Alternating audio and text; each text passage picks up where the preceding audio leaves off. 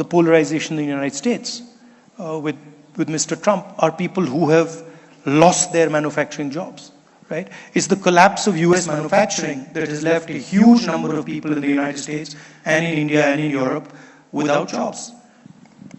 The single biggest risk is the attack on democracy that is taking place in India. Because India has multiple religions, multiple traditions, multiple languages, and India actually is a conversation between all its people. And different traditions, different religions, different ideas require space. Mahatma Gandhi was a modern exponent of that. So there's a lot that India can offer to the world in terms of our tradition, our way of thinking, information technology, our engineering capability, our healthcare system. So I'm very optimistic about India. And then you can add software and AI to that architecture.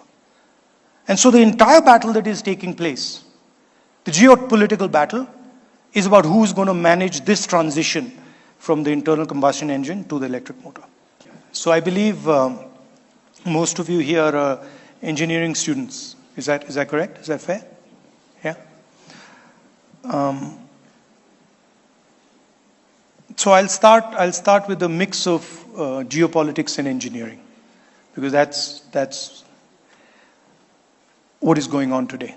If you look at big empires, and you look at the British Empire, you look at the American Empire, and any other empire, what you find is that they arise in energy transitions. So when you have a transition in energy, the way we move, the power that controls that transition tends to become a superpower. The British controlled steam, the steam engine and coal, they became a superpower. They had the British Navy, and we in India fought that empire, eventually got our freedom in 1947. After the British, the Americans came. Then the Americans managed the transition from coal and steam to petrol and the internal combustion engine. And now we are facing a new transition. We are facing a transition from the internal combustion engine to the electric motor, and from the fuel tank to the battery. And the real fight between the United States, which has a maritime vision of the world, and China, which has a terrestrial vision of the world, is about who is going to manage this energy transition. Who's going to control battery technology? Who's going to control the electric motor? Who's going to control the optics that will allow you to move? And if you look, people say, okay, we're moving into a phase of electric cars. But if you step back slightly, what you find is that a drone, an electric car, a high-speed train, they all have the same basic architecture. It's an electric motor with batteries and then some way of communicating with the world. Optics, and then you can add software and AI to that architecture. And so the entire battle that is taking place, the geopolitical battle, is about who's going to manage this transition from the internal combustion engine to the electric motor. And so far, the Chinese are winning that battle. They're winning the battle because they control battery technology, they control the electric motor, they control optics. And they control it because they are the biggest manufacturer, the biggest producer on the planet. Right? The United States used to be the biggest producer. Some of the older people here will remember a time when Cadillac was big, Ford was big. And now, instead of Cadillac, you have BYD. You have DJI. So, the Chinese control of production is what has created massive political issues, and it's also given them a base to make this transition. So that would be a broad theme that I would put to you for discussion. We, of course, are China's neighbor, and we are close partner of the United States. So we are sitting right in the middle, right in the middle of where the forces are colliding. And they're colliding everywhere. If you look at Ukraine, what's interesting about Ukraine is the electric motor is destroying the internal combustion engine. The drone is destroying armor, is destroying tanks, is destroying artillery pieces that are powered by the internal combustion engine. So what the drone allows you to do and what the electric motor allows you to do is move in ways that an internal combustion engine just cannot do. And another way to think about it is an electric motor allows you to decentralize power. So it allows you to take power in a car and put it into 5 or 6 or 7 different places. It allows you to take power in a drone and decentralize it, maybe put four motors on either corner and make a quadcopter. So that to me is the technological battle that is taking place. On top of all this, you can overlay AI. So from production and from consumption comes data. The Chinese control production data. They're the only ones who know, who produce the data when things are produced. When this TV screen was produced, the Chinese have the data on how it was done. When the speaker was produced, the Chinese have the data on how it was done. The Americans don't. So the Chinese dominate production data, and the Americans in the Western world and in India, they dominate consumption data. So Uber is consumption data. Google is consumption data, right? So that's the data on which AI is going to work. And a lot of people say, well, AI is going to revolutionize things. Absolutely, it's going to revolutionize things. But the person who's going to have power in that revolution is the person who controls the data. And for example, in our part of the world, most of our data is controlled by the United States, by companies like Google, by companies like Uber, by companies like WhatsApp. So the Americans have a distinct advantage when it comes to communication, when it comes to consumption data. And that broadly is the fight that is taking place. Now, any questions you might have, I'd gladly answer. Thank you. I think that earlier there was a view that you could actually give information to students at scale through computers, through the internet. But I get the sense that even though that is valuable and very powerful, you still need a human connection. You still need a teacher who actually communicates and puts that information together. So I think information technology helps you get information to the student, but I think you do need a human connection to turn that information into useful knowledge. Moving to another topic, I mean, I have seen that you have done an extraordinary leadership in India. And I just want to know, what's your view about India? India is going to be a quite relevant country in the world in the next future. I mean, if you see the numbers of growth in India, if you compare that to China, I mean, you see that India has a lot of future. I mean, is becoming quite relevant in the world.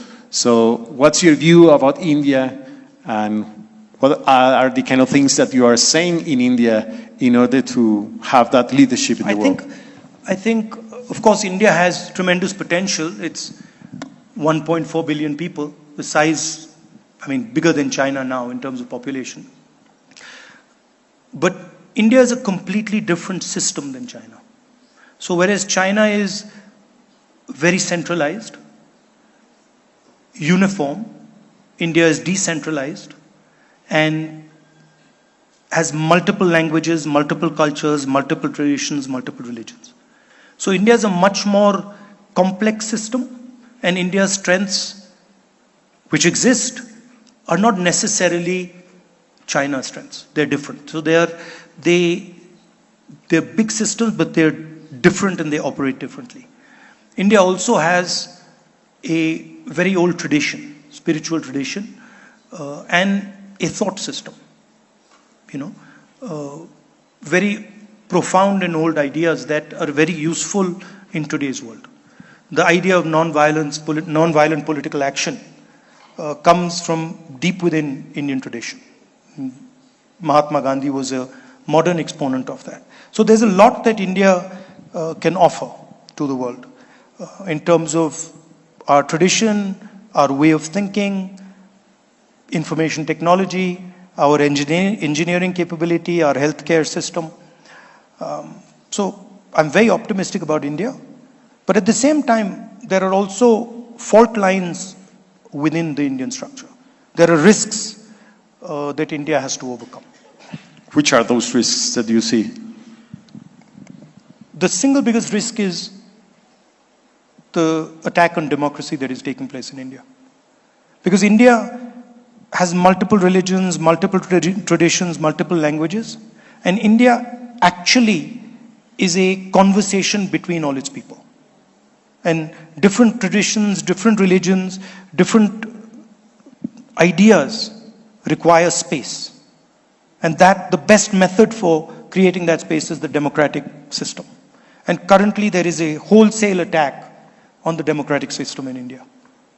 So that's a risk. This other big risk is risk between different conceptions, different parts of the country, right? Some 16, 17 different languages, different religions. So allowing these different traditions to thrive, giving them space to express themselves is very important for a country like India. We can't do what China does, which is suppress people and run an authoritarian system. Our design just will not accept that. Talking about one of the things that you have said about how do you see humanity and politics in the world, there is a concern about polarization in the world. How do you see that? How to deal with polarization? How leaders as you can introduce a new view in the world in which polarization maybe is not the right way? From our perspective, I can only talk about what we are seeing in India. Large country like India is struggling, even though we have good economic growth, we are struggling to create jobs for our people. And the reason we are struggling to create jobs for our people is because we are not actually producing, we are not manufacturing. We are a service-based economy, and large countries require a manufacturing base, require the act of production to employ its people. So for us, having a world where China produces everything means that we struggle to employ our people. So for us, fundamentally important thing is to start production and start to compete with China on producing material goods. That is central. A country like India simply cannot manage if it doesn't do that. Most of the people, for example, who are creating the polarization in the United States with Mr. Trump are people who have lost their manufacturing jobs, right? It's the collapse of US manufacturing that has left a huge number of people in the United States and in India and in Europe without jobs. And that's a volatile cocktail, right? So I think what's really important is China has demonstrated to the world how you do production in a non-democratic environment. We cannot do that. We are a democratic environment. We have to have a democratic structure. So for us, what's interesting is, can we develop a model of production, a model of manufacturing that is competitive with China, but in a democratic environment? And that's where a lot of the conversation between countries like the United States and India, Western Europe, is heading. Look, there is a place for services. But in a country like India, high-tech software services is at best 1%, 2%, 3% of the population. Right? It's a very small number of people who are actually employed in the software industry in India compared to the massive size of our country. India simply cannot succeed economically only on services. We are very good at services, and it's a very important part of the future. It's a very important part of the economy. But you cannot do, a large country cannot do only services. Country like Singapore maybe can do it, you know. But large country like India can't do it. And by the way, I mean, he's a professor in Harvard.